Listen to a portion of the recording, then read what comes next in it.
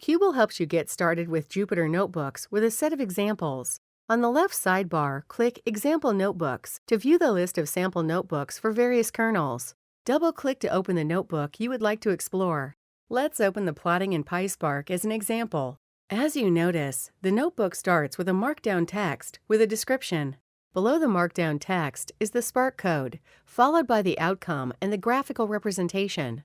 This notebook has many paragraphs and associated markdown text and output. You can make edits to the code here and execute it to view the output, or you can also copy the example, paste it in your working directory, and execute. Right-click on any of the example notebooks and select Copy from the context menu.